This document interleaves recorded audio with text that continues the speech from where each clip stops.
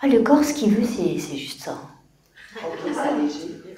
C'est amplement suffisant. Ça, c'est sa base pour lui. À partir de là, lui, il peut faire tout ce qu'il a à faire. Parce qu'au fait, quand lui est relaxé, il y a un truc magique qui se produit. Ça se produit à l'intérieur des petites cellules. Alors déjà, la cellule, que je dessine comme ça en trétier, au fait. La petite cellule, elle est en trétier parce qu'il y a des portes. Il y a des portes d'entrée pour plein de choses, mais surtout pour de l'eau. Alors quand le corps physique est comme ceci, relaxé, eh ben l'eau, elle arrive à rentrer à l'intérieur de la cellule. C'est pas vraiment l'eau qui l'intéresse, c'est l'hydrogène. La majorité des choses va être construite à partir de l'hydrogène. Et donc quand il est relaxé, les portes des cellules, qu'on appelle les aquaporines, elles s'ouvrent. C'est comme une fleur qui éclot comme ça. Ça s'ouvre et ça peut aller intégrer, prendre de l'extérieur et intégrer en soi ce qui a besoin d'être intégré pour générer le bien-être, l'homéostasie, etc., etc. Donc voyez-vous, je pointe cela du doigt parce que si vous êtes stressé, complètement crispé et que vous buvez de l'eau, l'eau il va rester stockée ici à l'extérieur, elle ne rentre pas, les portes seront closes, il va dire, ça ferme les portes. Tout état de constipation ferme les portes. Quand vous voyez que c'est tendu ici, à l'intérieur ça danse la même danse. Ça va se fermer aussi. Et vous avez beau vous dire « Ah, mais puisque je suis stressée et bloquée, il faut que je boive de l'eau pour déstresser et débloquer. » Ça ne marche pas si vous ne faites pas ça d'abord. Ça, c'est la prémisse de base. À partir de là, ça peut absorber. À partir de là, ça peut transformer. Et donc, à l'intérieur de chacune de ces milliards de cellules, il y a un noyau cellulaire dans lequel il y a ce qu'on appelle la double hélice d'ADN. Si je sors ici cet ADN de la cellule, il faut vous imaginer, ça fait quand même 2 mètres de long. À peu près de là à là, ça fait environ 2 mètres de long. Cet ADN, au fait, qui est comme une vaste bibliothèque, contient ici justement d'innombrables, des millions, milliards, trilliards de livres. Vous vous souvenez, sorti de la soupe primitive, le corps physique a accumulé toutes les informations.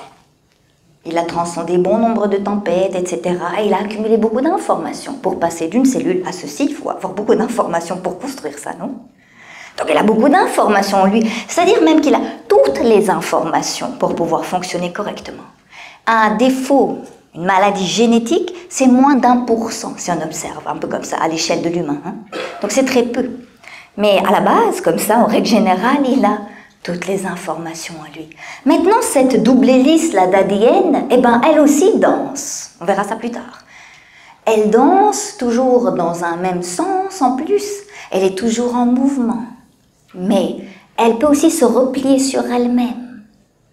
Elle se replie surtout sur elle-même lorsqu'il y a un état de stress. Alors imaginez, vous avez une bibliothèque grande ouverte. Le petit bonhomme qui est censé faire le travail d'aller chercher les informations dans la bibliothèque, il rentre dans la bibliothèque, il va aller regarder ces 2 mètres-là de livres, et il va aller chercher son livre et lire la recette, et puis après ordonner aux petits autres bonhommes, aux autres ouvriers de faire ce qu'il y a à faire. Mais en état de stress, le petit bonhomme ici se retrouve coincé parce que la porte de la bibliothèque, elle est fermée. Elle est complètement fermée. Alors le petit bonhomme arrive devant sa bibliothèque et il n'arrive pas à ouvrir la porte de la bibliothèque. Toutes les informations sont là, mais il n'arrive pas à accéder à l'information. Double stress. Qu'est-ce qui se passe si on va observer les mouvements de l'ADN qui bougent tout le temps? C'est que quand c'est relaxé, c'est détendu, c'est ouvert. C'est comme en ligne droite, à peu près. Quand c'est crispé, l'ADN qui est détendu ici, il se retrouve comme ça, en une espèce de pelote de laine compliquée. Là, il y a 1000 milliards de nœuds. Allez chercher l'info là-dedans. Pas possible. Donc, lorsque vous faites ceci, vous ouvrez, en fait, les portes de la bibliothèque. Et donc, vous mettez toutes les chances de côté pour que le corps et tous ces petits ouvriers puissent accéder à la bibliothèque pour faire ce qu'il y a à faire. Je ne sais pas moi, parce que je ne suis pas un petit ouvrier, je ne suis pas le trésorier de la grande bibliothèque, je ne sais pas comment ça se passe en tant que trésorier, je ne sais pas même ce qu'il y a véritablement dans la bibliothèque. Donc je ne sais pas comment cela fonctionne, mais je me mets dans une configuration énergétique pour que cela puisse se donner. À partir de là, le corps physique, s'il est détendu, va faire ce qu'il a à faire. L'autre jour, la dame est venue me voir, elle m'a dit « Mais moi, je visualise un corps sain, est-ce que ça peut fonctionner, Nasrine ?» Et je lui disais « Mais là n'est pas la question.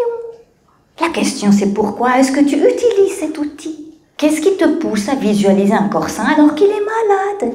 À votre avis, c'est de la peur. C'est pour ça que tu utilises l'outil. Et plus tu vas utiliser l'outil, plus tu vas lutter inconsciemment contre la peur. Et plus tu luttes contre la peur, plus il y a de la peur. Et la peur refoulée rigidifie le corps physique. Le corps physique rigidifié, c'est un corps physique qui a une bibliothèque qui ressemble à un pur bordel. Comment tu veux qu'il guérisse? La guérison, c'est passer de ça à ça. Douleur, maladie, complications, problèmes, ras-le-bol. Guérison. Le mécanisme, si vous observez un grand maximum votre corps physique, s'il vous plaît, faites-le un grand maximum. Et à la base, régi par ceci. C'est pour ça que je vous montre si souvent cet exemple. C'est par cette relaxation et par ajouter les ingrédients de base dont on a parlé ce matin.